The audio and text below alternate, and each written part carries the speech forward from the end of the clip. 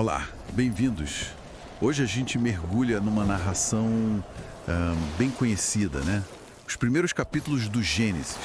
A ideia é dar uma olhada juntos nos pontos-chave dessa história toda, que é super influente, desde a criação, sabe, até a saga do José lá no Egito.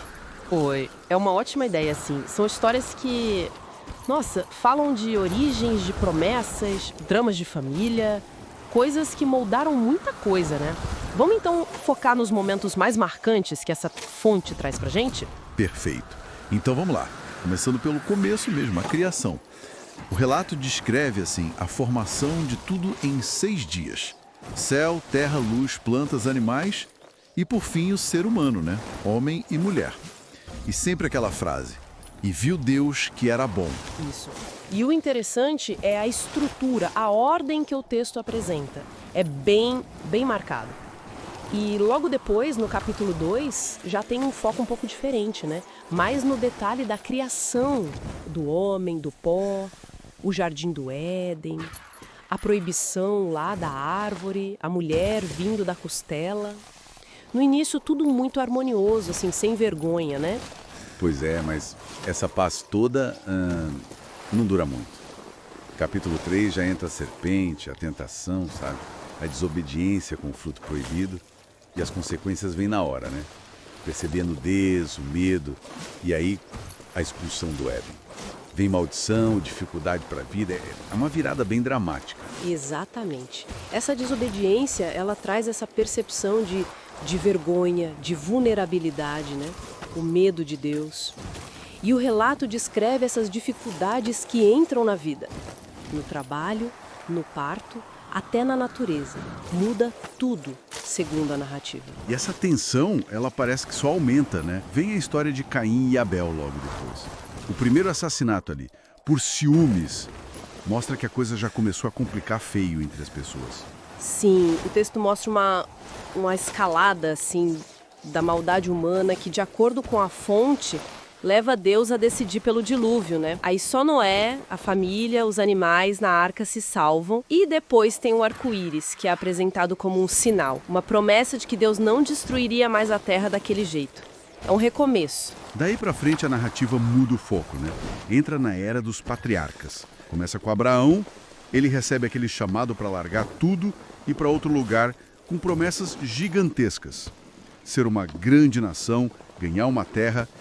O que faz Abraão ser tão central assim?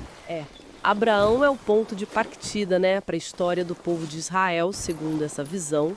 A relação dele com Deus é baseada numa aliança, num pacto. As promessas são enormes, sim, mas a fé dele é muito testada. Aquele episódio do quase sacrifício do Isaac é o teste máximo de confiança ali. E a novela familiar continua, cheia de complicação. Com Isaac e depois com Jacó. Jacó, para mim, é uma figura, muito interessante. Cheio de truques, né? Ele pega o direito de primogenitura, a bênção do pai na malandragem, foge do irmão, tem sonhos divinos.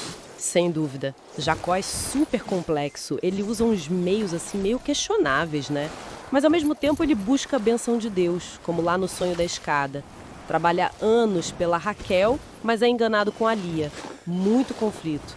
E tem aquela luta dele à noite, né, com o ser misterioso, onde ele ganha o nome Israel, aquele que luta com Deus. É muito simbólico isso. Representa bem a jornada dele, talvez. Essa luta constante. E a história não para aí, segue com os filhos dele. E a de José se destaca muito, né? O filho preferido, odiado pelos irmãos, vendido como escravo, que reviravolta. A história do José é quase um livro dentro do livro, né? Um arco narrativo muito forte. De escravo no Egito, passa por acusação injusta, prisão e de repente vira o segundo homem mais poderoso do Egito. Tudo por causa dos sonhos do faraó. A habilidade dele de interpretar sonhos é vista como um dom divino mesmo.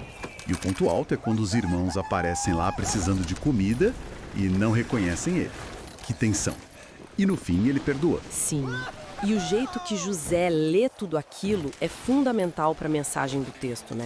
Ele fala para os irmãos, tipo, olha, vocês queriam fazer o mal, mas Deus transformou isso em bem para salvar muita gente. É uma visão de de providência divina, sabe? Agindo por trás das ações humanas, até das ruins.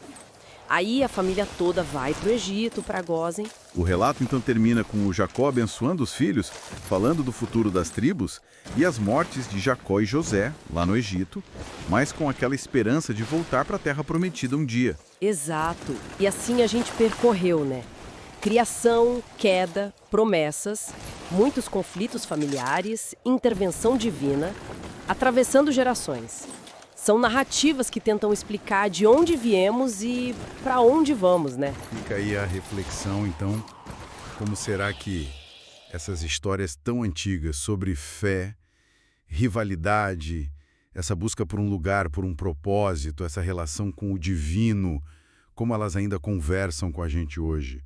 Ou nos fazem pensar sobre a nossa própria vida?